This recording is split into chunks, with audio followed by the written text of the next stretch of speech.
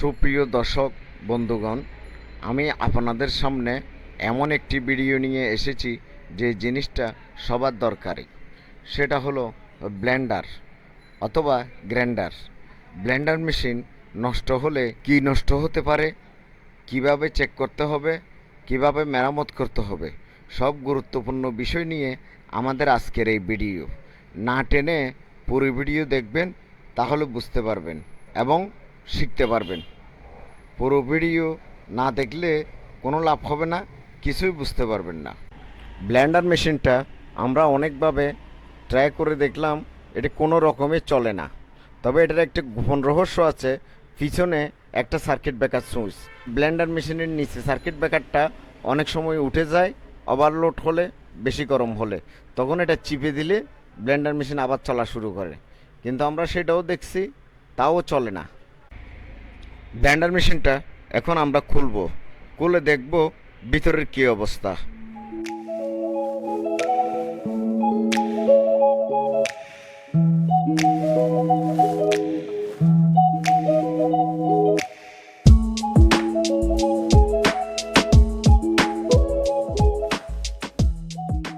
আমরা Blender machine খোলা শুরু করলাম। ব্লেন্ডার মেশিনের ভিতরে তারগুলো খুব এলোমেলো, এটা খুলে কেটে চিরে কাটছুট করতে হবে। সুইচটাও একটু সমস্যা, সুইচে মনে একটু জম ধরে গেছে, এটা একটু পরিষ্কার করে দিতে হবে। তারগুলো আমরা কেটে ছাটছুট করে নিচ্ছি।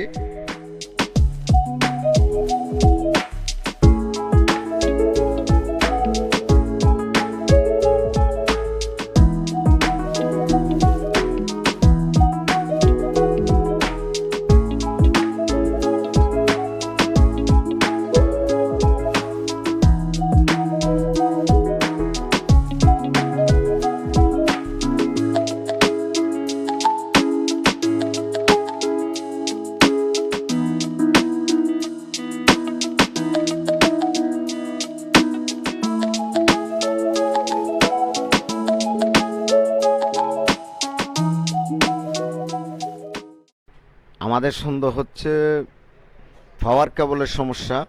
আমরা আরেকটি পাওয়ার কেবল দিয়ে এখন আমরা চেক করব, দেখি ঘুরে কিনা। একটু ঘুরে উঠলো, মনে হয় পাওয়ার কেবলে খারাপ। আমরা ভালো করে চেক করে দেখব। চলতেছে, মাঝে মধ্যে একটু ডিস্টার্ব করতেছে। ওই যে আপনার সুইচটা যে জম ধরে গেছে, সুইচটা পরিষ্কার করে দিতে হবে। চলতেছে, এই যে চলতেছে, অফ হচ্ছে, চলছে, অফ হচ্ছে। আমরা এখন সুইচটা খুলে নিব। সুইচটা খুলে নিয়ে একটু ভালো করে সুইচটা পরিষ্কার করে আবার লাগাবো।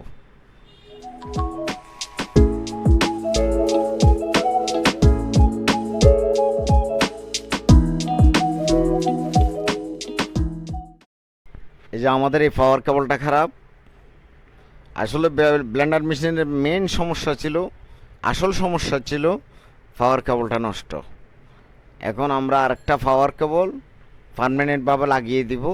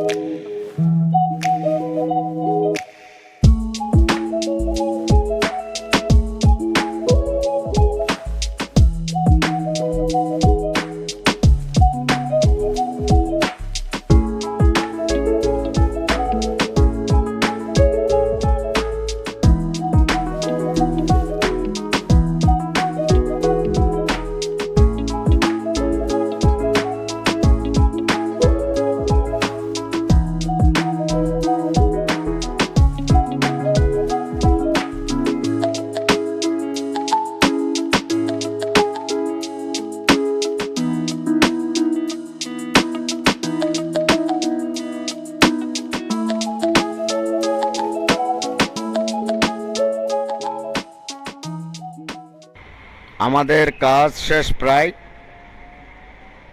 এই যে ব্লেন্ডার মেশিন চলতেছে, আমরা এখন চালাই দেখব।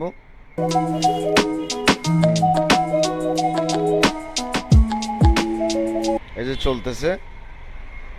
মূলত এখানে সমস্যা ছিল এসি পাওয়ার কেবল খারাপ ছিল, আর আপনার সুইচে একটু সমস্যা ছিল। এগুলো আমরা ঠিক করে নিলাম, এখন ফুল ওকে।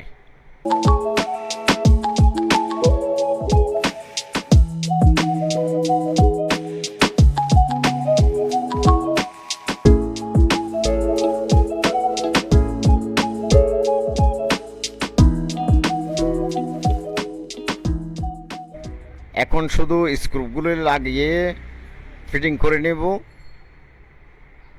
ধন্যবাদ ভিউয়ার্স, আবার দেখা হবে নতুন কোনো ভিডিও নিয়ে অন্য কোনো সময়। পুরো ভিডিওটা দেখার জন্য আপনাদেরকে অনেক অনেক ধন্যবাদ। আমার চ্যানেলে নতুন হয়ে থাকলে একটা সাবস্ক্রাইব করে দিবেন।